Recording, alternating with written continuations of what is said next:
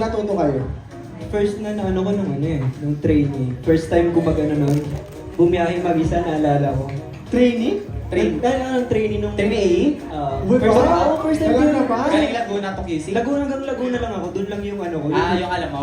Doon lang alam ko, tapos one time, so makikita-kita kami ni Jean niya, tapos naligaw pa ako noon. Saan Kasi ka hindi naligaw? ko alam yung yung PITX daw, sabi ko, ano yun? That's Oo, yung ganun, tapos, ang ginawa ko, nagana ako nun, Angkas. parang nag-taxi ako ng Ay! Hindi ko na Mayaman na itong friendly natin. Let's Kay go. Aisha, nakataxi, grabe. Kasi kinakabahan ako, kasi naliligaw na ako, tapos, yung call time namin ng mga 3, dapat nandun na sa Contract signing ba yun? Hindi. Oh, yan. Ayun yun. Ah. So parang ano, Yun ang scam kami. Let's talk about that soon. Malapit na. tapos ayun, so nag-taxi na ako, ayun. Ayun, buti nakarating naman ako. Galing saan? Hindi ko nga alam kung saan yun eh. Hanggang QC. Basta alam ko 30 minutes lang doon. Hindi ko talaga, kasi hindi ko talaga Grabe, alam. oh. Grand era to, no? Grabe. Magkano na bayaran mo? 300 lang. Pero Ay, malapit malapit lang. lang. Malapit. Hindi ko talaga alam. 300 lang eh. Wala. Kasi sabi ko 300 wala lang yan eh. Dahil. Malapit, medyo. Ikaw, commute. Ako matapang kasi ako mag-commute eh. Kasi ever since... Sige, commute sa Manila. Cebu muna, kasi may O sige, go. Yung bahay kasi namin, nung elementary ako, malapit lang siya sa... I mean, walking distance, malalakad lang.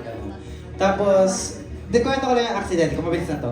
Kasi dati, like parang nasa main road na kami. Tapos, konting-konting lakad na lang nasa, like, iskinita na ako ng bahay para pasok sa di ba uso yung parang sasampa ka sa jeep? Nahulog ka? Yung water, exam namin yun. Exam namin. Wait lang, sorry. Spoiler ka naman. Sorry. Ano, ang water bottle ko, alam niyo yung Gatorade na babasagin dati? Ah, Nabutan niyo yun? uso. Nabutan mo yun, Tita Remy? Ay, sorry. Kasi nabutan ko din. Nabutan ko din yun eh, nabutan ko din.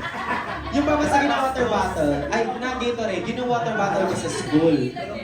So, exam namin yung half day. So, konting lakad na lang, pero ang ginawa ko, sumampa pa ako sa jeep. Aha. Sabi ko, ala. Eh, nung padaan ng skin na bumilis yung jeep. So, ginawa, ayaw ko maglakad na malaya. Tumalon ako! Nung pagkatalon ko, bumagsak ako. Aha. Eh, nabasag yung Gatorade na, Ay. na bottle. Oh. Kasi glass, di ba, glass talaga siya totally. Kasi yung di ba yung cup nun, parang yung tumutunog na ginaganon ko nito? So, nung nabasag, dito siya nabasag sa akin. Ay. So, sabi ko, ay, wala akong ano. Ay, safe ako, wala akong.